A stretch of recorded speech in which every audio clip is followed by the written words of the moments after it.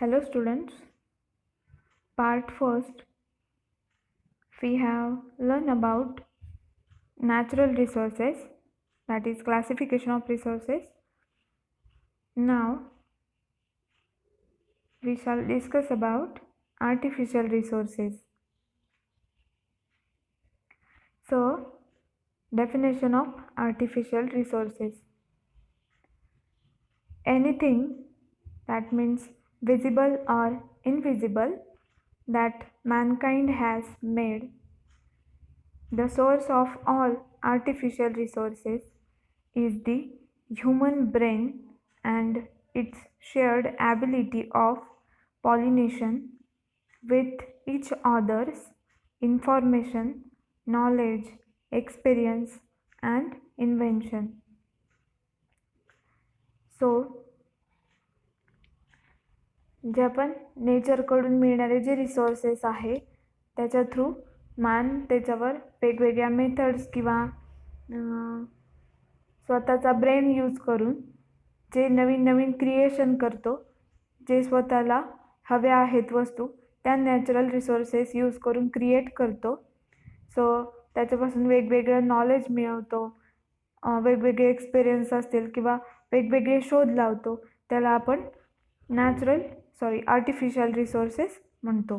Then when humans use natural things to make something new that provides utility and value to our lives, it is called human made resources. So जसं की सांगितलं आत्ता की natural things असतील तर त्यापासनं नवीन नवीन useful किंवा utility ज्या आहेत, यूजफुल ज्या वस्तू आहेत किंवा व्हॅल्यूज असतील त्या माणूस स्वतःच्या गरजेसाठी क्रिएट करतो. सो त्याला आपण human made resources or artificial resources असं म्हणतो. So examples of artificial resources, that is machines, vehicles, roads, electric items, plastics, etc. These are the examples of man-made resources. So, introduction of artificial resources.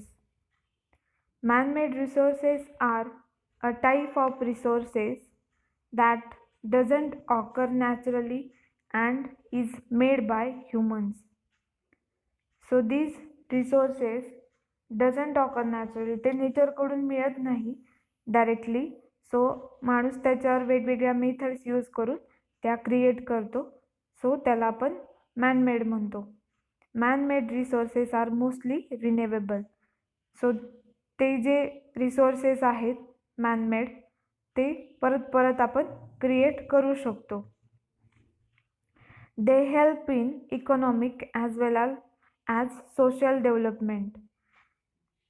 Man-made resources जे आहेत so त्याच्यापासून आपण economic असेल किंवा social development असेल तर ती increase करू शकतो किंवा डेव्हलप करू शकतो. Then man-made resources can cause harm to us. These man-made resources are harmful to our environment, humans, or all biotic things. Man-made resources also takes place with the knowledge of humans. जे आपण resources create करतो किंवा human जो resources create करतो त्याच्या through आपल्याला ह्युमनचं knowledge कळतं. Human beings change resources in two new forms, like people use natural resources to make buildings, machinery, and vehicles with the help of technology, and resources are called human made resources. Humans have the skills, intelligence, and knowledge and use technology to transform a natural resource into usable and valuable things. They themselves become a resource. माणूस त्याचे वेगवेगळे skills knowledge use करून वेगवेगळ्या technologies use करून natural रिसोर्सेसचं transform usable आणि valuable ज्या things असतील किंवा त्याला ज्या गरजेच्या वस्तू आहेत त्या बनवण्यासाठी यूज करतो. सो त्याला आपण ह्युमन मेड रिसोर्सेस म्हणतो. Then, importance of artificial resources.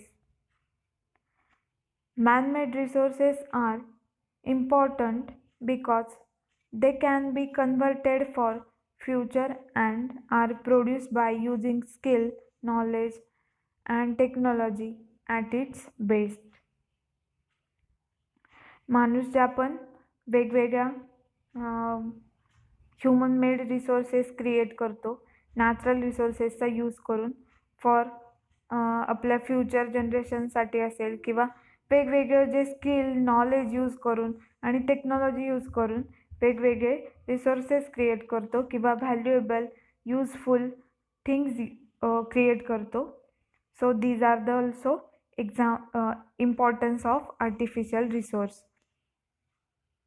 Man-made resources are the sign of progress and development and are the refined form of natural resources. So तो जे man-made जे resources आहे तर these are the sign of progress and development and are the refined form of natural resources. So त्याच्यापासून clean किंवा valuable वेगवेगळ्या things create करतो. That is buildings, furniture, botanical garden, museum etcetera. These are the example of artificial resources. Then resource conservation. So आपण resource conservation का केलं पाहिजे किंवा कसं केलं पाहिजे. All human-made resources are dependent on the availability of the natural resources. We need to understand the value of each natural element and then need to conserve those resources because we should be able to use them throughout our lifetime and also save them for our future generation. So जे पण सगळे human made resources आहे तर ते कशावर depend आहेत तर natural resources.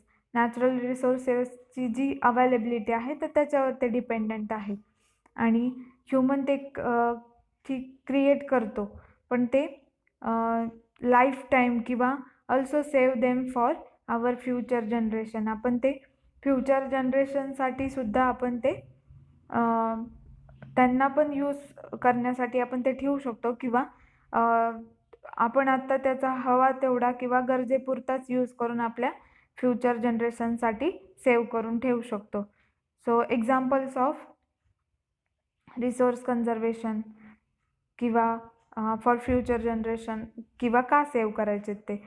Then if you do not start saving water very soon human society will start facing severe scarcity of water. जर आपण पाण्याचा जपून वापर केला नाही किंवा हवा तेवढा वापर केला नाही जास्त एक्स्ट्राचं पाणी यूज केलं तर थोड्या दिवसात अशी कंडिशन येईल की पाण्याची कमतरता जाणवेल किंवा एखादा काळ असा येईल की आपल्याला पाणीसुद्धा मिळणार नाही. सो आपण पाण्याचा जपून वापर केला पाहिजे.